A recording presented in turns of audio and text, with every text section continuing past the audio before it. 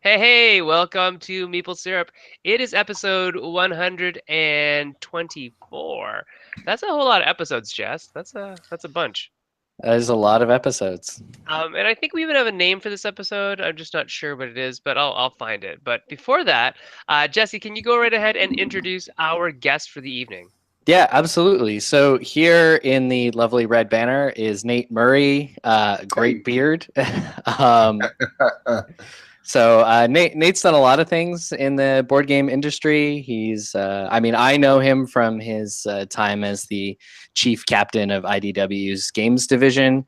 I believe he's back with them now, but I'm not sure in what capacity. But we're really happy to have him on board and talk about all sorts of cool publisher side and designer side stuff. And then here in the blue, we have Travis Chance from the newly minted Colossal Games, which currently has Western Legends up on Kickstarter right now, and hopefully give Travis a chance to tell everybody about that in a second. I've got some questions. But Travis is also formerly of Action Phase Games and Indie Board and Card. He's been in the industry for a while, and he's got a lot of insight on the publisher side of things and the design side of things. I've actually co-designed a couple of things with him in the last year or two. So Excellent. How come you don't design games, Nate Murray? Well, you have. You've designed some games. I have. I prefer development to design personally. Okay. I like coming into a project 85 to 90% done. And that's where I've found over the last few years that I'm really good at that. But getting a thing from 0 to 60 is not really my jam. I see. You're a Not bit saying you won't see. What's that? It's super hard. That's the hardest part. Yeah, that is the hardest part. Yeah, it is. There's guys. Yeah, I have Guys one like- game design right now, but it's light and fluffy, and that's it. But yeah, it's too hard. I'm not a Travis Chance. I'm no genius. I'm no Sen. I'm no Jessey. I just come in and add the flavoring. You guys make the meals, you know. Mm-hmm. And Travis, tell us what's going on with you right now. I understand there's a little Kickstarter going on. Yeah, so Colossal Games formed Colossal Games back in June of last year. And our first game, we were kind of just this weird, faceless Philip K. Dick corporation that was looming in the background, making constant announcements. And finally, our first, announcements like, "Oh, hey, we bought the entire Small Box Games catalog from John Cloudis, and we've signed this game, and we have a Martin Walls game coming out." And but we had nothing. We have no actual physical product out. So our first Kickstarter launched yesterday, and it funded in a couple hours. It's called Western Legends, and we just hit a stretch goal right now, $165,008. I particularly like the 8 cents. That's awesome. That 8 cents matters because Oh, yeah. Kickstarter is going to take 10% of that 8 cents. Good. What's going on right now in your life, Nate? I know that you're back with IDW after a little time Yes. away, Yep. but you're not in games. So tell us, what are you doing with IDW, and what are you doing with games? Because there's something interesting. Two different paths in life. So yeah, life took me away from IDW for a while to take a shot to see what could happen if someone tried to compete with Kickstarter. And I will say I wasn't the one to tap out on that. I thought we were doing great and got told otherwise. But luckily IDW always wanted me back the whole time I was gone. I left on very good terms. And so a new special position opened up. It was created for me. And so I work as a business development manager directly for the CEO on all special projects. So if it's not a comic book or it's not a board game, I'm making it. And that's my specialty. That's what I did for them before. Was I helped them launch the games division and 3 other divisions. And so now for them. And that's what's exciting to me is new stuff. And then on the other side, started signing games and working on a small game label, and they're very friendly on me continuing that. And so I think Jesse said it'll be more public soon, but we've got a project going up February 6th, and it'll be a small goofy thing, and that's how my brand will start, with smaller things that I like. But yeah, so working on both sides, both gaming and books and puzzles and lunch boxes. I mean, pretty much anything. Just new and exciting. Every day is different. Excellent, excellent. So Jesse, let's get this show started. We as you guys know, who people who are longtime watchers, we're making a little bit of a shift here and there. Yeah. Happy birthday to Eli, to monkey number I 2. see him back there. He is 10 years old today. How come you're on Wow. air? Why are you on air? Good night. Okay, go to bed. Happy 10-year-old boy. You didn't get cake? Kids. All right, go eat some cake. Cake is good. You can tell he's half Chinese because he actually likes cake. Anyway, Chinese people and cake, not a thing. Let's chat about what we're doing tonight. We are Right. doing something a little different, a little wild. That's why we invited Travis and Nate, because we think they will actually humor us. Right? So, Jesse, explain what we're going Nate to and I try to have do been on tonight. before. Nate Yeah, and I right. have been on together in the past. Yes, this is like the second coming. Yep. Uh-oh. Uh, So yeah, so tonight's plan, we're gonna have the usual kind of interview conversation with these guys, pick their brains, get some knowledge out of them. But before and after that, we're gonna try out some of our segment ideas. So we're gonna start with one that we came up with just for these guys, partly Yeah. inspired by I think a game that Nate's got out there in the world. Called Publish, Play, or Pass. We figured since we've got two game publishers, game publishers on the show, we do something special with them that leverage their expertise. So what's going to happen I love it.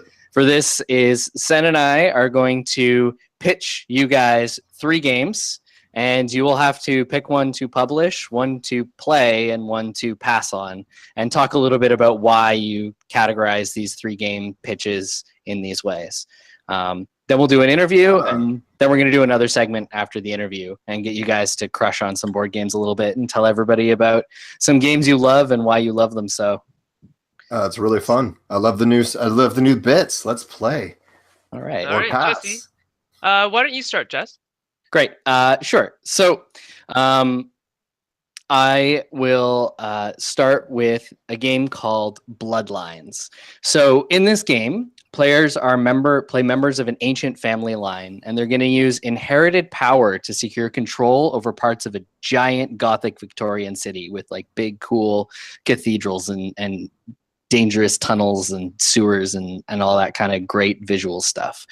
What you're going to do is you're going to use your inherited powers from your bloodline to do battle with other players, to increase your power, recruit followers. You're going to always have to make a choice between, leveraging the power of your blood to get advantages now at a cost, because you're going to be weaker in subsequent games. So this game's got sort of a legacy campaign style element to it, where the power that you've managed to manifest into your bloodline will pass down to your ancestors, who you'll be playing in subsequent games. The coolest parts about this game are the game arc, which begins by using a city board more like a map, just to set up a scenario. But as you're playing, you're going to be filling out the city until the final game of the campaign, where we're actually going to do battle over this city that we've been defining the pieces of while we've been building our ancestry and our bloodlines. And then the second sort of nifty bit about the game is in the design. It's sort of the broader theme is about inheritance, and this is a sort of light legacy elements to it, and the game will be designed to be regifted when it's finished. So when you're done with the game, you're going to pass that on to a friend or a family member, so the game itself becomes inherited, just like the themes of the game, like when you're playing across your different ancestral lines. All right. Okay. Okay, so we got Bloodlines. The next one is Sky Spire. Okay, so Sky Spire is a game where we're gonna have tiles that are like floors of a building, and it's a competitive game where we each have a building that we're making, and the tiles get placed down, and then you have to activate those tiles. Each tile gives you different power to interact with your resources, different powers to interact with the meeples that you're placing on tiles to gain the powers, to gain resources, to build more tiles. But the tiles you don't just place down on the board, we're going to place them on top of the meeples. The meeples were infrastructure that add to the height of your thing. And then you build the next tile and next tile and next tile until you have this giant spire.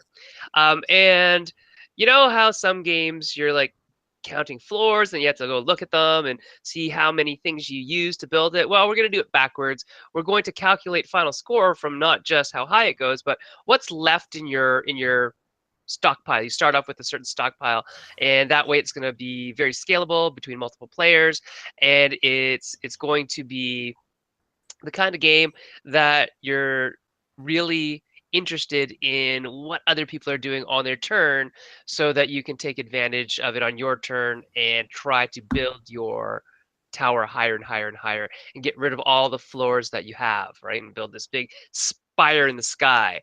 And Sky Spire, hence the name, is going to be sort of probably a themed in like a steampunk. That's funny. Steampunk setting just to get weird widgets and gizmos and gadgets and get some nice aesthetics to the game. Okay, so that's Sky Spire. And Jesse, what's game number 3? Game number 3 is Battle of the Bands. Well, not really bands. So I mean, I'm not the best. Let's forget about the name. What's awesome about this game? That's what it's being called.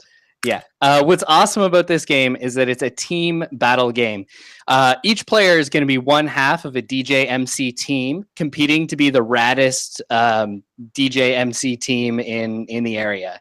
I mean, you really should have been pitching this one, son. All right. What's going to happen is the DJ player is going to spend the daytime hours searching for rare music and hot records in stores and in garage sales, trying to build up their music collection in preparation for the battle, while their MC partner is going to be practicing their rhymes, so building their deck, but also spreading word about the upcoming battle and trying to get the audience sort of leaning on your side before the game even begins. And then once night falls, the mic drops and the battle begins. Teams are going to face off in a head-to-head match to win the hearts of members of the audience. And so we're going to have this audience board with some area control mechanisms where gaining control of one area will influence adjacent areas. And so you're trying to use your actions and abilities to take control over a biggest portion of the audience.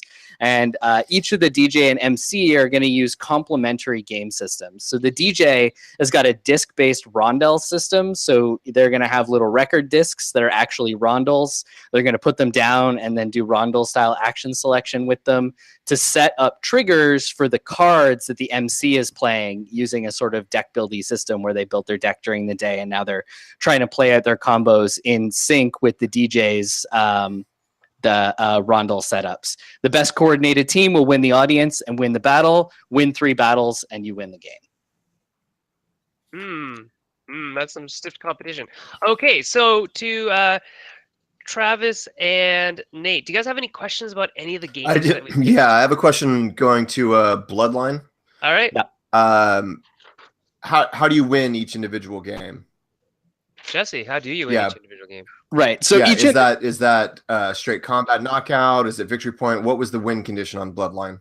Right. So Bloodline is an area control game through all of its layers. So in each individual game, it's like area control over a district of a city.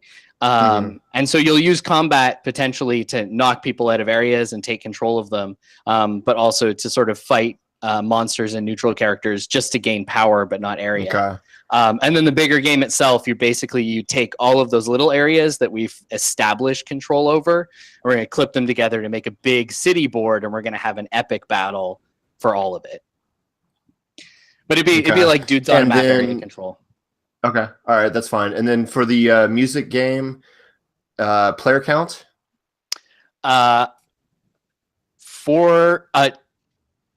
There would probably be a way to make it 2-player, but that would require special rules, but it'd have to be even player counts. So 4 and 6 would be the sort of designed for player counts. Okay. My questions are good. I have my answers. Travis, go ahead and... my answer.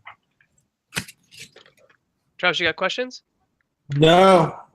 I got what I need. You're just that good.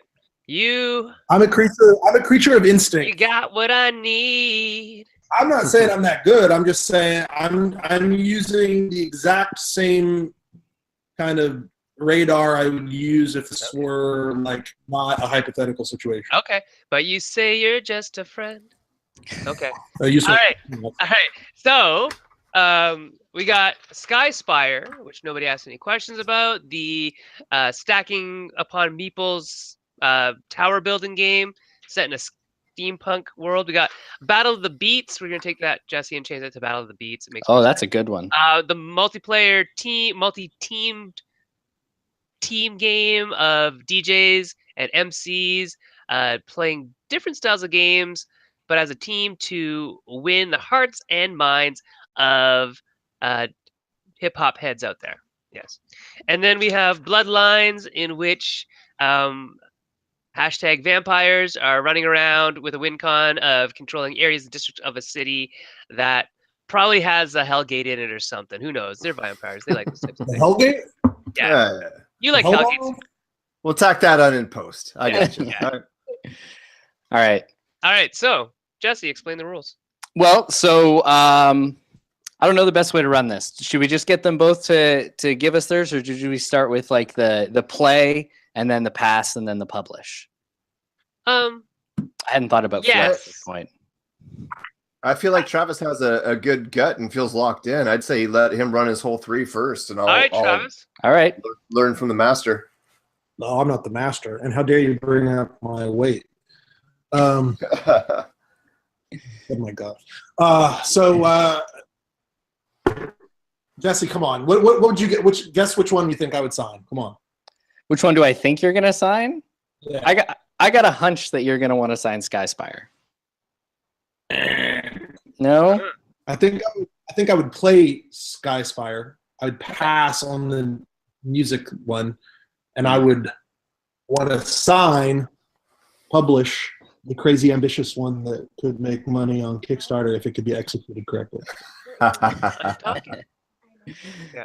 There you go. That sounds very Travis, very Travis. So Travis is saying he'll play Sky Spire.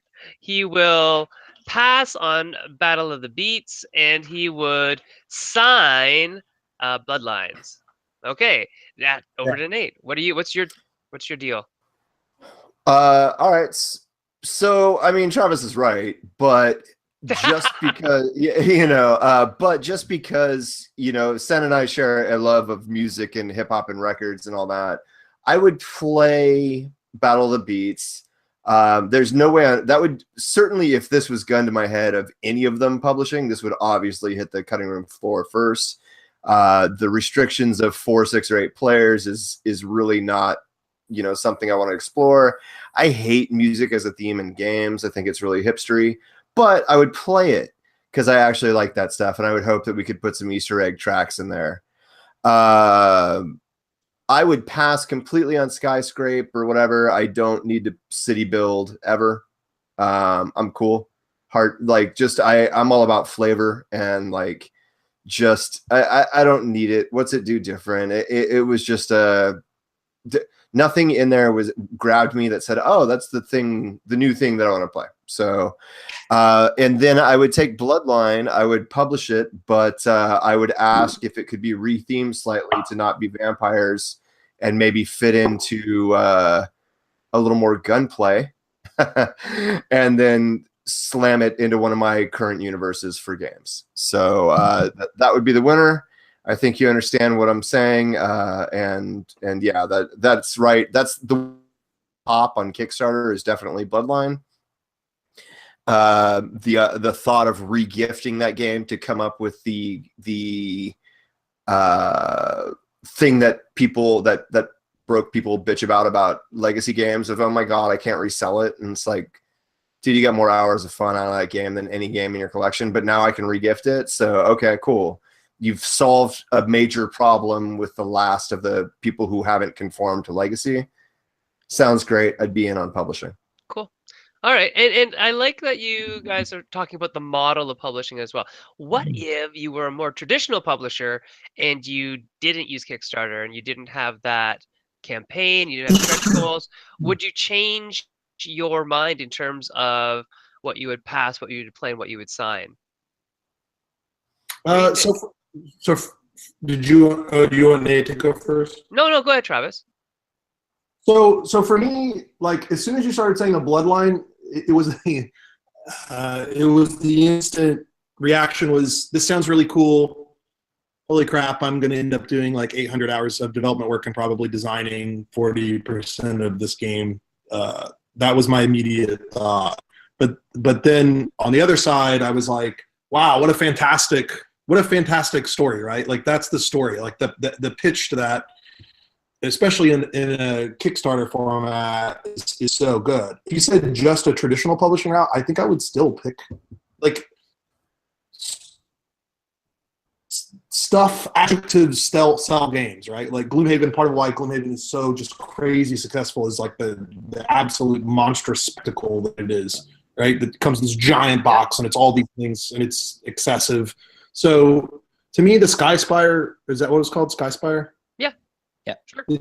That sounds like something like 2010 kind of Ravensburger would have put out a long time ago. I don't know. Maybe there's more to it. I agree with Nate. Like, it doesn't feel like there's a story there. It feels just kind of like mechanisms, right? Like there's no theme, there's no blood in it. And I totally agree about trying to capture music. Like, I feel like a lot of the people that are involved in gaming aren't people who have enjoyed, like I was literally a professional drummer until I was 32 years old. I lived in New York City. I DJed for 4 years of my life. That was my job at 2 or 3 different places in New York every weekend.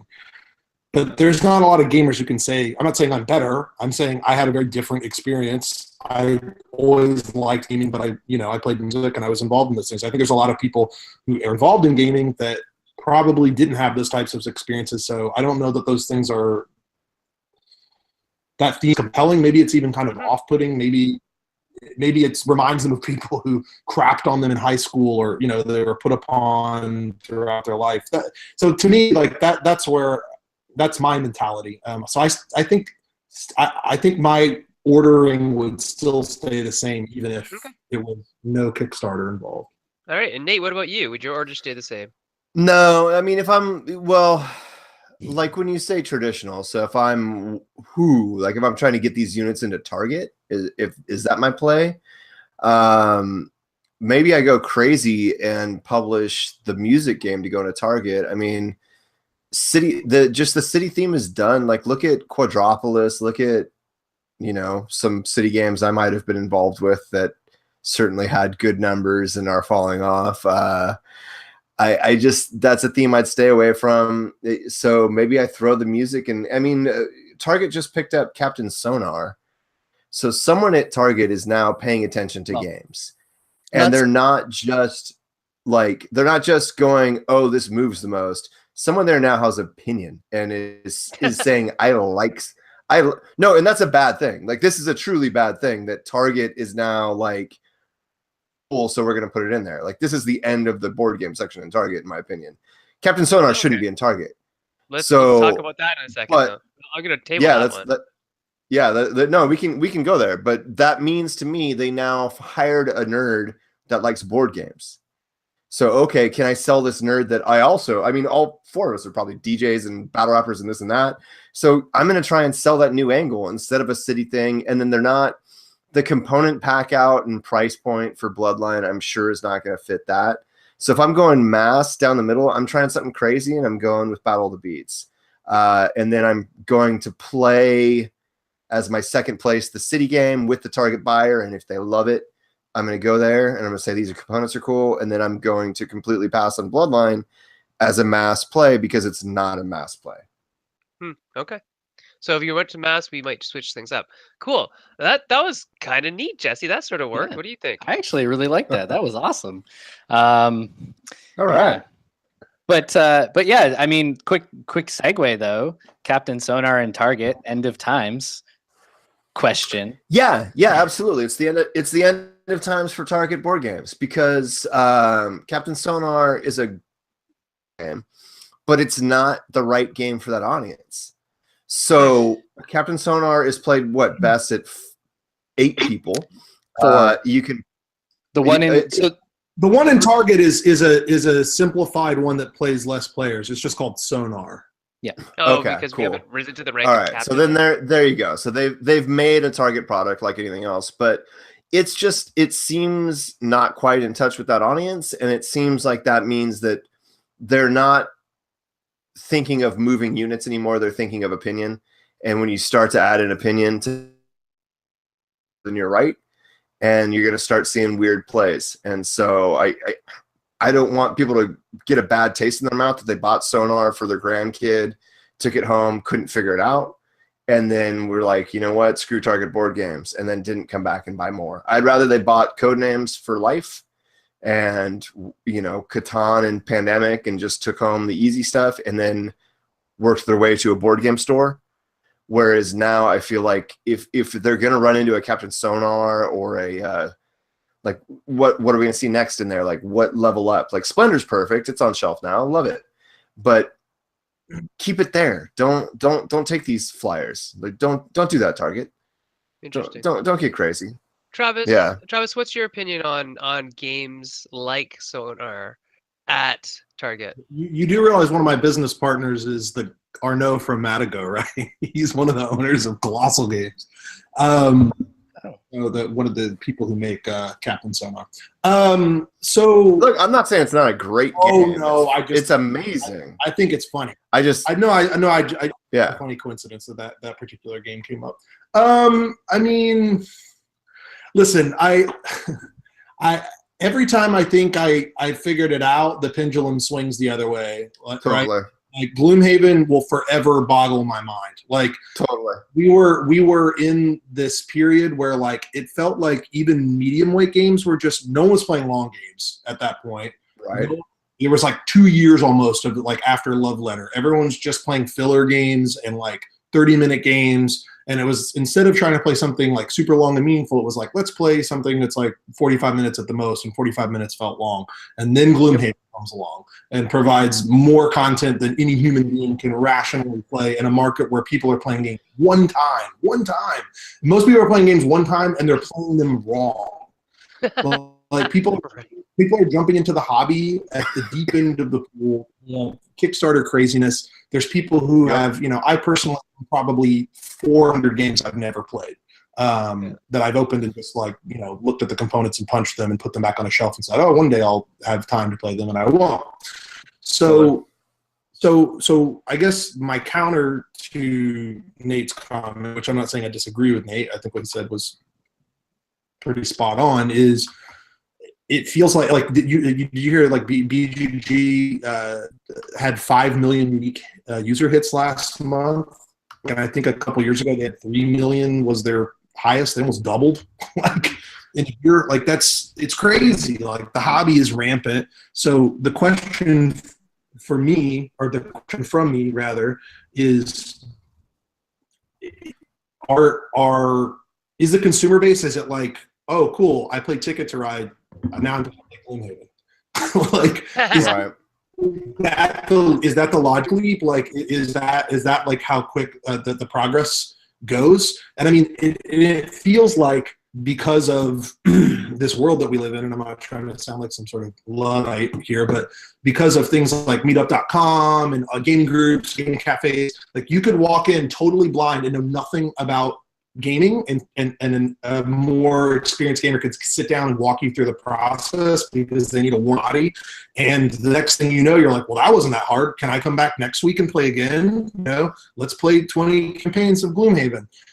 So I feel like it's not an illogical question to ask if people are their tastes are being a little more sophisticated. Like we've obviously seen price points kind of slowly ascend over the last couple of years, and it's to the point where like spending $100 on a game really doesn't feel bad anymore. I mean, like even like Star Wars Rebellion, you think about Star Wars Rebellion, like yes, it's Star Wars, but it's a 2-player game, right? Like it's a $100 2-player game that like, it's not like it's a $100 2-player game like an awesome version of Rhino Hero where you get to own a real rhinoceros or something.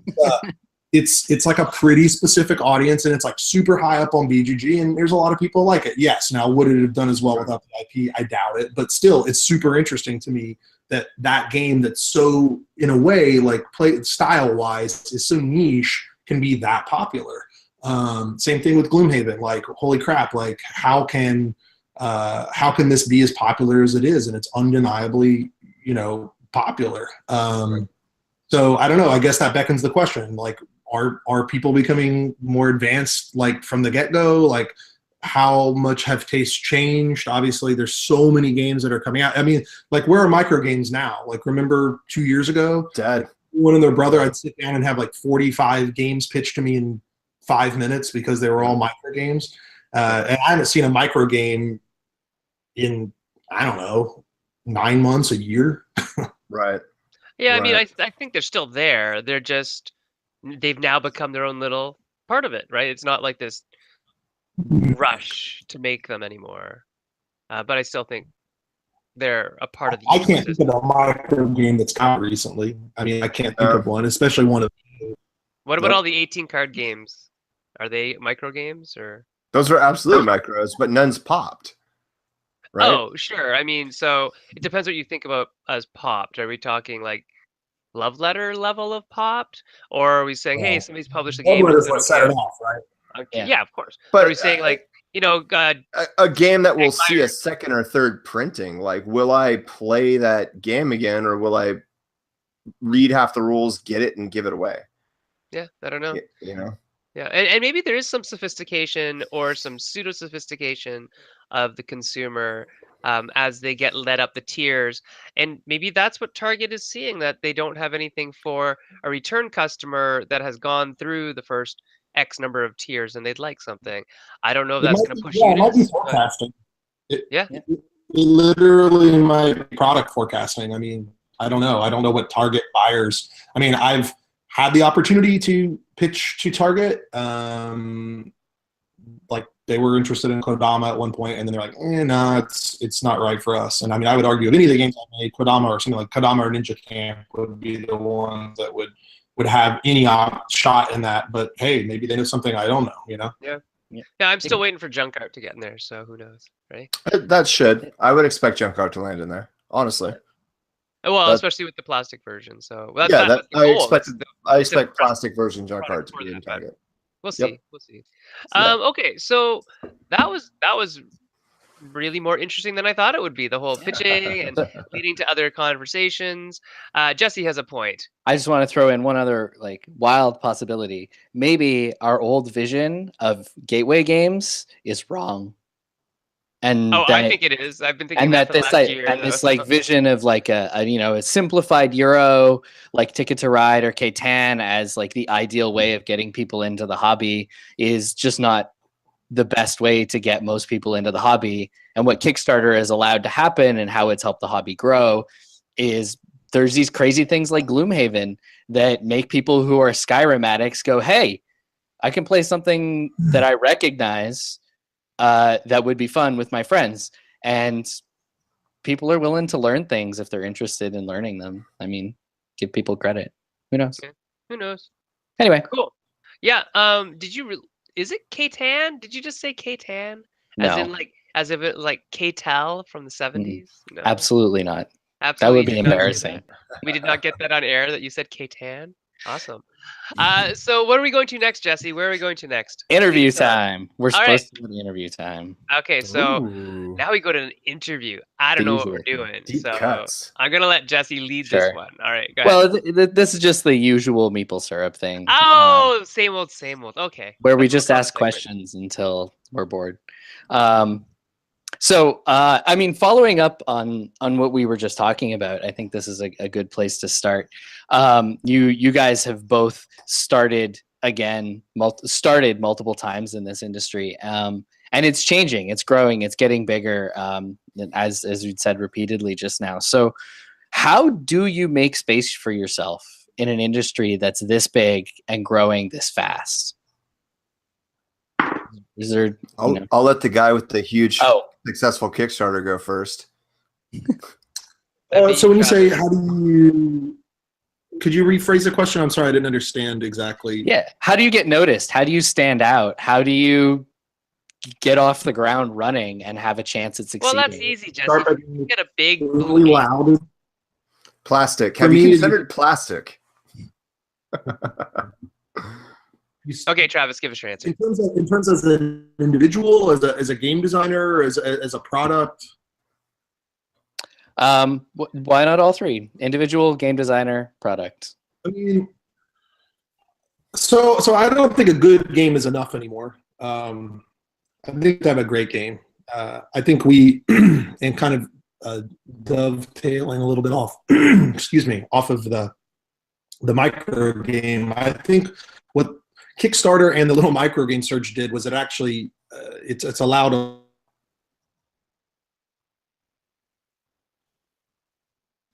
Is Travis Uh, lagging? I think he is. Yeah. Oh, Travis. Okay, I don't he know, looks like Travis. All right. he's like frozen Travis. All right, He so is. All right. I can pick up while we wait for him if you'd like. okay. my back in the back. Yeah, Oh, yeah, there you're he back. goes. Okay, okay. All right. So answer the question again, Travis. Back, baby. Sorry, guys. I'm So back. great game is not enough. What So a the great game is not enough. what the Things like micro Kickstarter? games. Yep, there you go. Keep going. So things like micro games were an opportunity for people who to kind of like fast track the process of pitching a game and getting a game published. And I think what we saw, I mean, as a guy who's signed 30 plus games, like what I saw was a lot of, and I mean, I'll be blunt. Like I saw a lot of really untalented people that were just kind of trying their hand at something and didn't really maybe necessarily have the skill set or the background or did the research. They were kind of undisciplined, maybe. And I think that we had this overwhelming amount of games that came out, and a lot of them just really kind of sucked. A lot of them were really kind of half baked. They were super underdeveloped. I mean, and that's one of the things with Kickstarter is you do, because of Kickstarter, a lot of games that probably would not have survived the traditional publisher process. They would have probably never seen the light of day. And so Kickstarter is awesome because it allows people to overcome that obstacle, right? And it's changed the standard. But at the same time, I think it's allowed a lot of untalented kind of drivel to enter in, and in the process, it weakened. Sorry, I'm going to answer your question. So it weakened. It lowered the expectation, and I think it lowered the bar to a detriment, to the point now where like the games that we see that are really succeeding, there's probably like 4 games a year that sell over 100,000 units, and there's like one of those might continue to sell games. There's just not a lot of games that push into that upper tier. And I think what we're starting to see now is we're starting to see people kind of try to work around and make stuff that's awesome, like things that are really good. Be really thoughtful about making a game, like really try to figure out how to make it unique and interesting. And I think that obviously having a great game is number one. No matter if you're a publisher, you're the designer, whatever. Like if you have a killer product, if you have something that people want, if you have something that people want to know about in an overcrowded market space, I think that's key. End of tirade.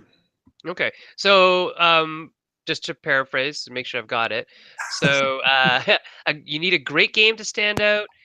Sometimes Kickstarter allows companies that, or designers, publishers, etc., that stand out for better or for worse, because there's a literal lack of a gatekeeper in that situation, and that really having that great game is inevitably at the end of the day what is going to lead to making an impression both on the market, on the hotness list, BGG, whatever you want to say, and on the hearts and minds of the consumers. Did I get it all? Yes. Right? Basically, Cool. yes. You got it. Okay.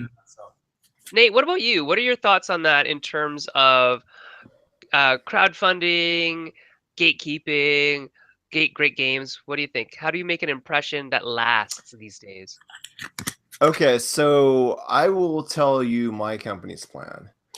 Do we have a name for that company yet? It's called Bread and Circuses. Yeah. Oh, absolutely. right. I totally forgot about that. Yeah, so we're Bread and Circuses, which goes back to a lovely phrase that was used in Rome to distract the poor. The ruling class used bread and circuses to tell them as a distraction for how bad life was getting, and it's timely for now.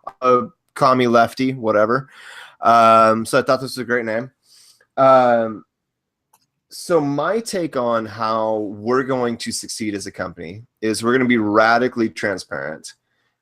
We're going to go hard on theme, and we're going to prepare a lot of content.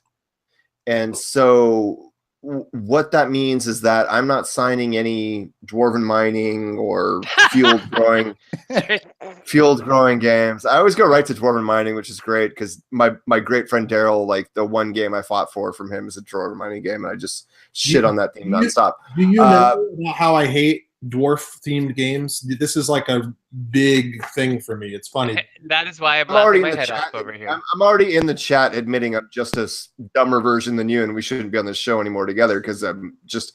But yeah, you're right. Yeah, no more dwarf thief games.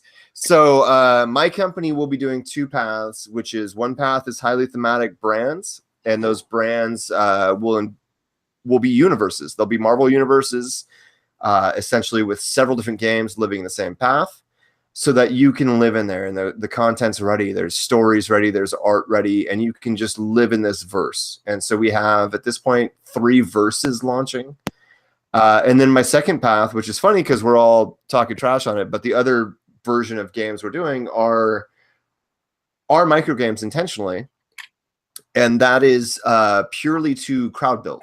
I don't care if I make any money on these games. I will be launching several micros on Kickstarter that have super interactive marketing opportunities, and that's to get emails. I am essentially having you pay me to give you your email address, and that's what's going to happen. And so, and I say this very bluntly because that's the other thing about my brand is that my partner and I have recorded every step up to this moment. We'll be dropping podcasts the day we go live that talk about the very real decision-making that goes into how to compete in a crowded market. So that's it. So we'll be setting up a lot of light jab games where you can get them $5, $10, $15. And then once a quarter, we're going to come at you and ask you for $50. And then we're going to give you content in between. Look at where the world's going. It's going into these content silos. And so everything you should be working towards is trapping someone in your silo so that every day from our brand, from Bread and Circuses, every single day of the week, there's going to be content from us. There's going to be articles, podcasts, all this kind of stuff leading up to that month's micro or that quarter's larger game. And it's just to keep you with us. It's a Patreon model without Patreon, essentially. Can I keep you with me to avoid having you go and look at Colossal, who makes great games? But can I be entertaining enough that my mediocre games plus my fun, you're like, yeah, I'll stay with Nate. I'll give him my money because there's only so much room for your money. And so that's kind of our plan. And we're just going to be radically transparent about it. We're going to run our things. And the plan is, 3 to 5 years, we have the Malar World deal with Netflix. That's what I'm building towards. Interesting. That is very blunt and ambitious. Those are both interesting things. That's and it. Be a part of That's it. I mean, I could go As on. I think there's obviously more than just having a great game. But if you want to say the overarching comment, I think it's you got to have something that's special, right? I mean, like that's this game this Western Legends game. And I'm not just trying to plug. I saw it and plug your game, dude. It's dope. No. I'm seriously. Don't feel bad. I'm plugging your game. I wanted it, and I knew there was going to be a tremendous amount of development work. This is a first-time designer. He's French. His name's Hervé. He's French, and it's his first game. There was a tremendous language barrier between us. So imagine trying to work on a sandbox game with a first-time designer who, I don't speak French. Thank God he spoke some English, but it would take him hours to write like testing results and things. Like he would spend like 3 hours sitting. Wow. It would take me like. That's crazy. Yeah. And I mean, I'll be doing no first-time designers. You're a ballsy man. You go after it, but I'm only working with friends. That's it. But I mean, and I thought that's so cool. I thought the game was special, right? And like that's a cool story, right? That's a cool story. This is a French guy. He's a talented artist. He's been working on this game for 11 years. 11 years of his life, he's played this with his friends, And I got to come along and be a part of that, and and help enrich the experience and provide my experience, and all of that was awesome. But really, fundamentally, why I wanted that game, why I chose that game to be our first game, was because I knew it was special. I knew it had the potential for greatness, and I knew it had all the little bells, and not only just bells and whistles to kind of grab people's attention, but to also keep them playing the game, so that the game has a long tail. It's not just, oh, cool, we made Kickstarter money, now what? That's not enough. Every game that I've made has sold twice as much in retail at the very least than it did on Kickstarter. And this is my 16th Kickstarter, and all 16 have been successful. They've been successful to varying degrees, and I've never cracked a 500,000 yet. I've been damn close, but I've never cracked a 500,000 yet. But yeah. Very cool. Jesse, it's getting to be about 11:07. Well, it's exactly 11:07 right now, Eastern Standard Time. So for you, it's 8:07, and I think for Nate as well. But let's go on. Let's move on and get to the next part of it, so that we can then work on some of the rest of our little thingy bingies, our segments. What's the next segment, Jess? The next segment is Game Crush. So in this segment, we're going to ask our guests to tell us about a game that they have a crush on. This is something that you love, and a game that you love that you may have always loved. So tell us what the game is. Tell us what you love about it. What about its design just makes you so, crush after it, like that, high school thing. I'm really bad at intros. I got to work on this. And in addition to telling us about the game, it could be fun also to reflect a little bit on how that game and your crush on it has affected your career path, even if in a small way, through this industry. All right, Nate, you're up. I obviously, can one of you just name what I'm going to say? Well, there's only two choices, really, Nate. One of them is the Resistance, and the other one would be Poker. So I'm not really sure which one you're going to talk about. Close. No, Coup. Oh yeah, that's is my game crush of all game crushes. I can't believe. Yeah, no. Coup is my game crush of all game crushes. Ricky is the man. I would say everyone knows Coup, so I'm going to ramble about it for about 4 minutes anyway. But if you want a game from Ricky that you haven't played, pick up Melee, which is a dope, nasty area control game that plays in about 20 minutes and has this amazing drafting bidding system once you go to the advanced mode. That's so cool. But let's go back to Coup. Coup has been my favorite thing forever. When they put me in the Ninja Turtles game, it still says I claim Duke, like my custom card. My Twitter bio probably says it. Like, Coup is my everything. Two things: as my crush has evolved, I bought the expansion to go to 10 player and all that. Not a huge fan of 54. I don't like all the extra rolls. Keep it tight. Keep the original set plus the one roll that lets me look at one of your cards to add an extra bluff element. But in house we do 2 Coup house rules. And I find these to be so just juicy and beautiful. So the first one is once you're dead, we mix your rolls back into the deck. So it's not so obvious to people that, all the dukes are out or all that. And I think that's very important. I think you have to do that. The game is way better with that version because late stage bluffing is important, because Coup is an elimination game. And when you allow, and it's an elimination bluffing game, and when you allow too much information to become deterministic in public, a lot of what the game is. The second thing we're just playing with now is called the Call Your Coup variant. And if you haven't played Coup, you're given 2 roll cards. Every player at the table has 2 roll cards. Every player at the table is collecting currency, using currency to activate the rolls. It's an elimination game. I kill a couple of when both of your rolls are dead, you're gone. One thing you can do in the game is accumulate 7 coins and auto kill someone. The Call Your Coup thing is beautiful in that I have to correctly say, Jesse, I'm cooing you. And in the regular rule set, you would just lose a life. But in Call Your Coup, I would say, Jesse, I'm cooing you Duke. And that means I have to know that you have a Duke card, which means I have to have read you in some way beyond just guessing or eliminating you. And what that does is fix the end game, which can become pure math. Without Call Your Coup, it can just be a race to 7 coins, and kind of 2 players can look at it, and just like chess, you can go 4 moves, checkmate. And that's true. But if you play with this Call Your Coup variant, I'm telling you, you can be running a deep game-long bluff that's just beautiful. And Coup is all about telling a narrative. It's a beautiful game. If you have a chance, get the version with the Brazilian artist who just did these beautiful watercolors for the rolls. That's crazy. And then check out Melee, because you've already heard about Coup. You don't need me telling you about Coup, but check out Melee. It's a really dope little game. Just the nastiest area control that plays in the fastest way possible.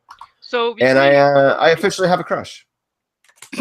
How has that game changed your life in terms of the board game industry and your path? Yeah. Distillation. So yeah. So Coup informs every single thing that I think about a board game.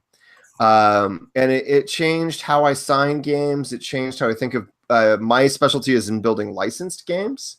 So one of my designs is The Godfather, for example. Mm-hmm. It's not a great game. I designed it, whatever. But what Coup taught me was, there you go. There's that hot art. So good. That is the Duke, of course. I had to find the right one. Yeah, that's dope. So what Coup taught me was, the next day, you're not going to talk about, oh, we had a great game of economic placement and I edged you out by a few points.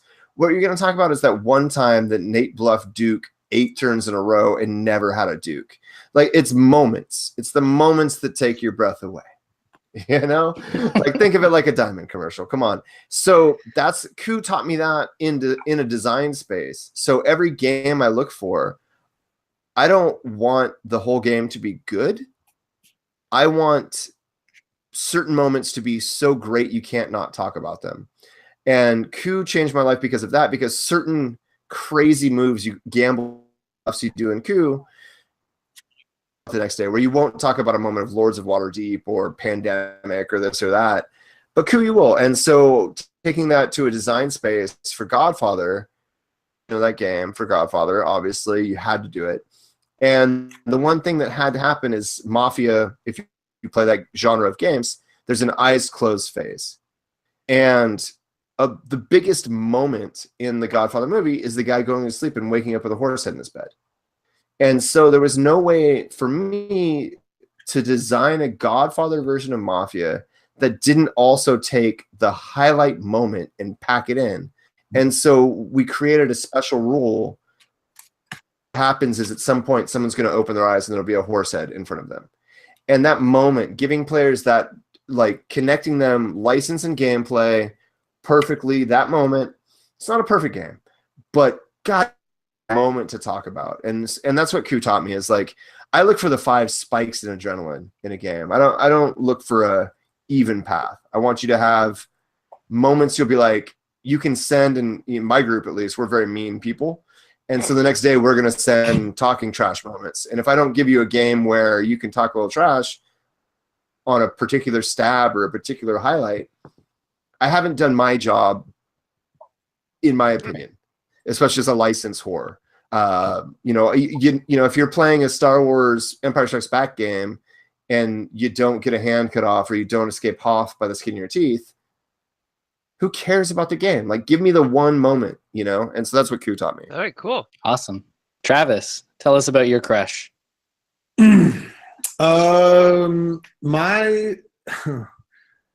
So it's funny, because I never really sat down and looked at my top games. I just kind of had this running list of games that I would claim was my top 10. And then I really wrote down my top 10, and I realized almost all of them were area control games. And of those, the game, like, I lose all the time. Like, the kind of the playtest style and the developer style I use, and you, Sen and Jessey, you guys know Nick well enough to know Nick is very, like, was very math minded. So Nick was my old business partner at Action Phase. So Nick would get in there and try to break the game, and I was just kind of like the guy touching all the walls and turning all the knobs and pushing all the buttons, like a kid in a candy shop type thing. Mm-hmm. And so I don't care if I win a game, but I care if I win at dominant species. And if I don't win at dominant species, I get very upset. I really love that game profoundly. I want to republish it with non-Band-Aid colored components and actual cool minis for the little creatures. I think that game is so mean and so good. It's just, it's my favorite area control game by far. So what's keeping you from republishing that? The fact that they won't let me. I contacted them and they won't let me. They like their Band-Aid colors, Travis. Yeah, they're like, no, we're going to give it another shot. I'm like, okay, fine. So how did it change my life? How did it change your career path in games and design or in publishing? Well, I mean, so I don't know that it really changed my life. I mean, I used to play it all the time. I used to play it when I lived in New York City with one of the guys who was – it was the guy who played Mike TV in the original Willy Wonka movie. Nice. I'm not kidding. And like we would play and we would just like fight all the time about it. One time I went to do a hand gesture and I literally flipped the board 2.5 hours into the game and sent like 300 cubes or something flying into the air. So I don't know that it really changed my life. I guess it's interesting to me that it's one of the only types of games that I care if I win, because I genuinely don't care if I win at all in games other than really that game and like kind of competitive, like, I Netrunner and stuff like that when I used to play that. I mean, like a game, I guess I'm kind of breaking the rules here, but like the game that kind of changed my life was Cyclades. Mm-hmm. I played that, and then that inspired me to make my first game, Infamy, which was very much a love letter to Cyclades, and that's why I started making games. So, Is that why you got hooked up with Batago? No, I mean, so like in my top 10 is like Inish, Cyclades, Kemet. Okay, so all of the games that they make. So, well, all the area control games they make. Like, right. So, yeah, like it's awesome to work with Arnaud from Matago, and like he's made games that I love, like truly love. Like, I think Inish is so cool and so smart. So I don't know. I mean, Cyclades kind of informed my initial opinions on how I wanted to make a game. And I think the thing that Inish and Kemet and Cyclades all have is they have this moment where one person's winning and we go, okay, Jesse's winning, so the three of us are going to stop Jesse from winning, right? And then suddenly now Nate's starting to win. So then me and Sen are like, all right, Jesse, we're letting you back in. Help us stop Nate. And then all three of those games have that moment where it's like 2 or 3 players are in contention to win. And it's just like this really like you're knuckling and scraping to get to victory. And there's like one pivotal moment where someone either makes a mistake or the other person outsmarted the other ones. That I think is, and I agree with Nate. Like it's that we in our company we call it the endorphin rush. If there's no endorphin rush, if there's no moment of satisfaction in the game is not good. Like one of the jokes I always make is if people just use the word interesting to describe a game, the subtitle for interesting is it wasn't fun. Like That's the corollary, right? Yeah, it's like it wasn't fun. It was neat. It had cool, but it wasn't fun. So yeah, all right, that was my long-winded answer. No, that's all right. We have a word that we use in therapy. It's fascinating. If you ever hear me say the word fascinating, you know that something's going on. Something's wrong. All right, Jesse, let's do the outro. Yeah, so it's tradition after all. I don't think this segment will ever leave us, which is each of our guests, Nate first and then Travis. If you could give one piece of advice to all game designers out there, new or old, what would that piece of advice be? Starting with Nate.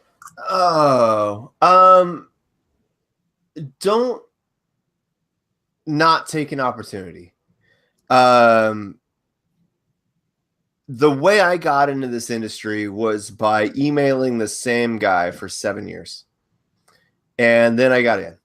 And, you know, the amount of people who have come up to me at shows and said, I want to do this thing, I want to do what you do, and who I've given my card to, and who don't send the email, it's a crazy amount of people. And just don't. If someone gives you a crack, like a sliver to climb in through, don't stop. That's your opportunity. That's it. Like, you get so many chances. Like, just keep on it. Oh man, it bums me out, the amount of people who say they want this with all their heart and then get the shot from me, from anybody. And I'm a nobody, but still I can help you somehow. I can help you get a game published, and they just don't. So if you see that sliver, bust through it, like, with everything you have, and do not stop. So don't not take an opportunity. Excellent. Travis, what's your advice to all? Oh man, he like gave this uplifting advice. I kind of want to give like soul crushing advice. Well, that's if you suck, get the hell out of our industry. That's your jam. That's your jam, Trav. So Yeah, go like, you know, ahead, crush some souls, man. Hey, crush your head. Go with your instinct. good's not enough. Good is not enough. Okay. Like, your game shouldn't exist just because you made it. Like Ian Malcolm from Jurassic Park, like the quote, right? Mm-hmm. You spend so much time wondering if you could do it, you never asked yourself if you should. like that is genuinely. I agree to some degree with Nate. I actually had a game designer the other night. I sent him feedback, and I sent him detailed feedback. I was like, I think there's something in your game. I think it's a long way from that, but I can see it, and here's how to do it. And then his reply was, thanks for the lengthy feedback. It would have been better if you just would have said no thanks. And I was That's the exact same feedback I gave, just on a better take, man. I don't do that. I mean, Jesse, you know from working with me, I don't just give a canned response. Like I always am genuine. I always try to give some sort of direction or guidance, because I'm super, I've genuinely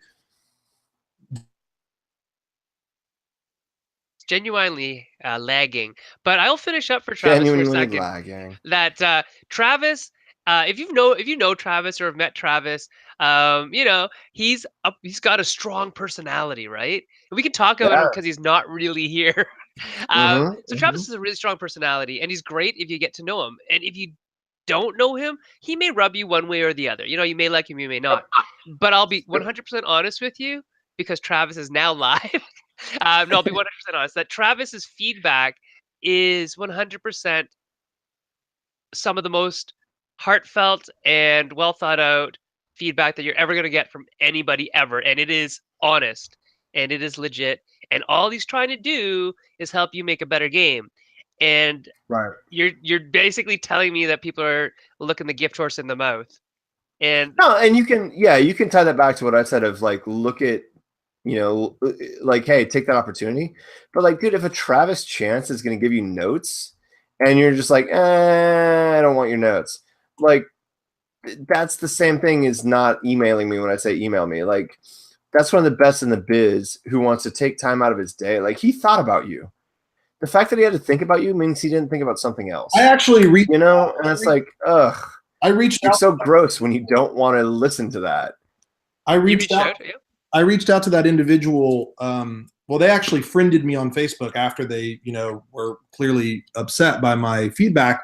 And, I said, listen, my goal here is to encourage, not to discourage. If I thought your game, if there was nothing there, I wouldn't have taken the time the day before I'm launching my first Kickstarter, to tell you what I thought. I sat down, I played your game.